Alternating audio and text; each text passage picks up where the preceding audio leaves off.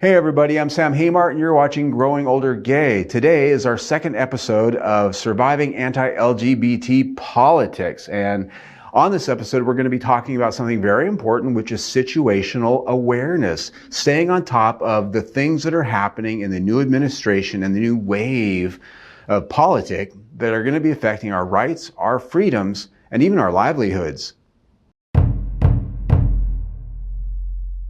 If you weren't already hooked, here's the hook. What we're talking about today is situational awareness. Knowledge is power.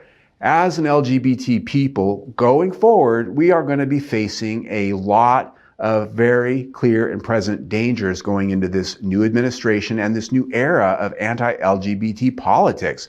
They've said it, they promised it, and in many cases, they're already doing it. They're putting the machine in place to chip away at our rights, our freedoms, and even in some cases, our livelihoods. So it's going to be very important for us as a community going forward to be able to pick our battles wisely, because there's going to be so much chaos, so much white noise and craziness that we need to be able to pick that needle out of the haystack and know which battles to fight, which things to truly get concerned about, and which things to take action on when we need to. It's going to help us make better decisions, to be hyper-focused on what's truly important and truly coming at us.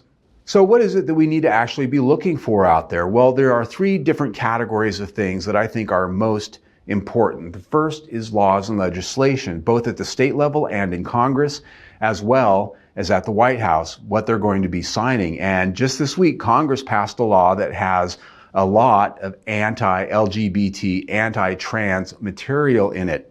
That's what they're after. They want to do this right away, get it done.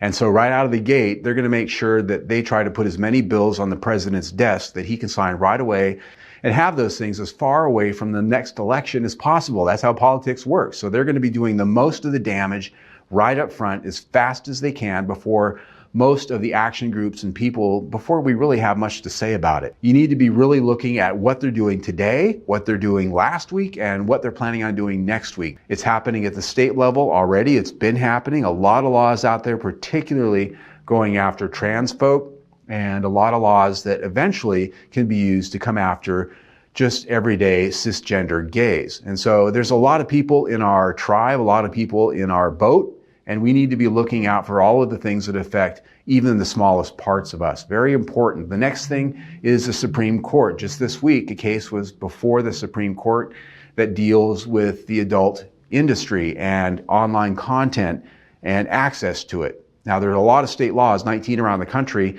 that are going after that. And one of those cases is now before the Supreme Court. They're going to be deciding on how that's going to be handled.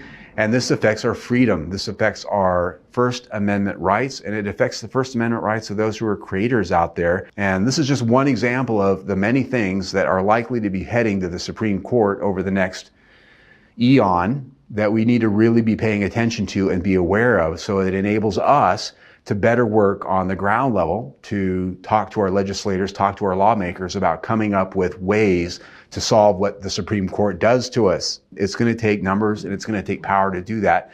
But first, it's going to take information. The next thing is Project 2025. It is a good read. And a lot of people out there are thinking, gosh, are you still talking about that? That was last year. That was a talking point during the election.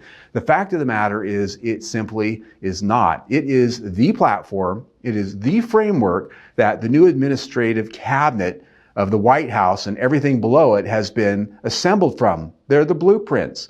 It's a good read to not only see what the conservative agenda is going forward for the next few years, but who are the power players that are actually being put into place who wrote this stuff. Quite a few. And so it's good to be aware of these things so that when you see things in the news, when you hear things in the news that are happening, you can go, oh, I read about that in Project 2025. It's happening. It's real. And there is a link down below to read the actual document itself.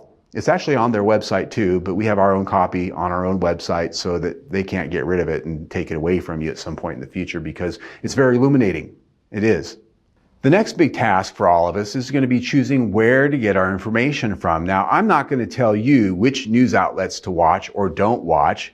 If you watch cable news, you know who the players are, right? A lot of us these days get our news online from blogs, from various podcasts, from various other sources and websites and smaller networks out there that are virtual networks. They don't have a cable channel per se, but they have an online channel very similar to what we're doing here.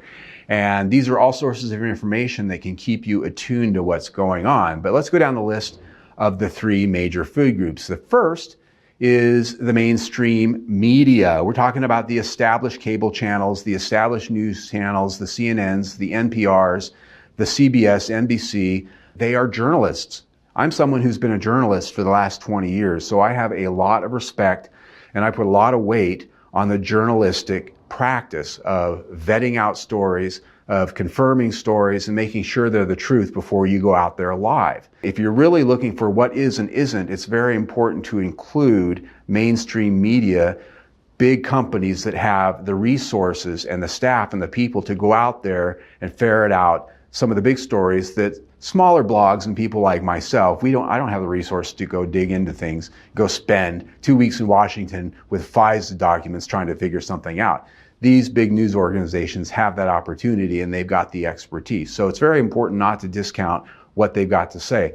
Now, blogs, podcasters, channels like this, they are also a great place to not only sort of read the room, but dig deeper into a lot of topics that the big news organizations don't have the time to spend time on, like we're doing here. Very important. But it's also important to remember that a lot of the blogs, the podcasts, little channels like this, we are often advocates. We are often agenda-driven. I'm agenda-driven. I'm just putting that out there. And there's nothing wrong with that. But just be aware of it when you're looking at secondary sources out there for your news and information. When you're looking at memes on social media, if you're getting your news from Facebook memes, oh honey, I'm so sorry. I'm sorry. I really am. Don't do that. Don't be that person. The last but most important category of information sources, at least in my world, are the advocacy groups. And we're talking about Human Rights Campaign, GLAAD. We're talking about ACLU and Lambda Legal, just to name a few. There are quite a few of them nationally and on the local level. These are the people that are in the trenches, our first responders to the issues that really threaten our rights, our freedoms, and our well-beings. They are the ones who are in the courts fighting a lot of these cases that we hear about on the news. They are the ones who are sounding the alarm, letting us know about what's coming. They are the ones who are watching the state legislatures and the Congress to keep an eye on what laws they're working on, who's doing it, and where those things are in the process. They sound the alarm. They let us know what's happening. You can go direct to the source of the people that are on the ground working on these things to learn about what's happening. And I like doing that because, yes, while they all have an agenda, that's what they do. They are feeding us the information that we need to know to inform ourselves to either fight or to make decisions on how to protect ourselves, whatever that may be. They are the first responders. And you can subscribe to their channels. You can subscribe to their social media. You can get their newsletters. Have that information coming up in front of you daily. The latest thing that comes out, the newest law that Congress is working on, it's right there. It's right there in front of you, and you'll know about it. All right, friends, now you know what to look for and where to look for it. You can be the smartest person in the room as it relates to the things that are affecting us today and will be affecting us tomorrow. It's very important to stay situationally aware. Now you have a few more ideas. These are things that I have found to be very effective in helping me to not only have a better idea what's going on, but to better communicate that to you, to my friends, and my family. And that's the point here. That is the last part of our little video here, is that now that you're the smartest person in the room, so to speak, what are you going to do with that? And the answer is pass it on. Okay? Not all of our friends and family are as involved or have the time or have the sources, the information to keep abreast of all these things. And even though maybe a news story, maybe a case, maybe a law might not directly affect you, but it might affect somebody you know and love. And it's important for us as people who have the gift of information and knowledge to pass that on to people who need it, right? And so if you have friends or family, or you know somebody in the community that might be affected by something going on, let them know about it. Help them find ways to prepare themselves for what they might be facing. Very important, because at the end of the day, I'm here to help you. We are here to help them. We are all on this boat together, folks. Everybody, all the colors of our multiple rainbow flags that we all have, there's lots of flags out there now, and we are all somewhere on one of those flags, every one of us. So all of that said, you can see our entire 10-part series, Surviving Anti-LGBT Politics, right there. This episode, the one before it, and all of them will be right there on the playlist. You can also subscribe to our YouTube channel right there and stay informed of everything we do, and you should. You really should.